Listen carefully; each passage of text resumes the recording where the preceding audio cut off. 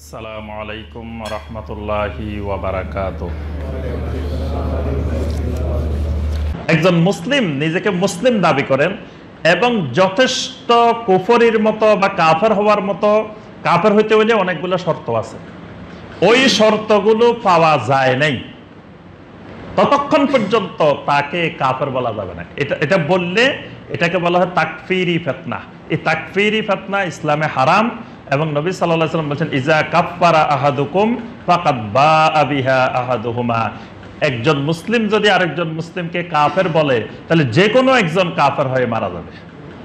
মানে আমি যাকে কাফের বললাম তিনি যদি সত্যিকার কাফের না হন তা আমি কাফের হয়ে মারা যাব। এই জন্য তাকফির করা ইসলামে নিষিদ্ধ। এক মুসলিম আরেক মুসলিমকে কাফের বলা যাবে না। তবে আপনার ভিতরে যদি আমি কুফরি কর্মকাণ্ড দেখি তা আমি বলবো যে ভাই আপনার এই কাজটা কুফরি, তবে আপনাকে কাফের বলবো না। আপনার কাজটা কুফরি কিন্তু আপনি কাফের না। কারণ আপনাকে কাফের এই জন্য বলবো না, কারণ আপনি কুফরি জিনিসটা বুঝতে পারলে আপনি যে কোনো সময় কুফরি থেকে তওবা করবেন, শিরক থেকে তওবা করবেন, তাহলে আপনি আর কাফের হবেন না। এজন্য আপনার কর্মকাণ্ডটা কুফরি কিন্তু আপনাকে কাফের বলা যাবে না।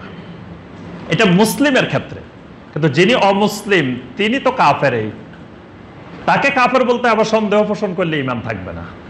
অর্থাৎ মুসলিম ছাড়া যিনি নিজেকে মুসলিম দাবি করেন না তারা সবাই কোরআন সুন্নাহর দৃষ্টিতে কাফের, তারা সবাই মুশরিক।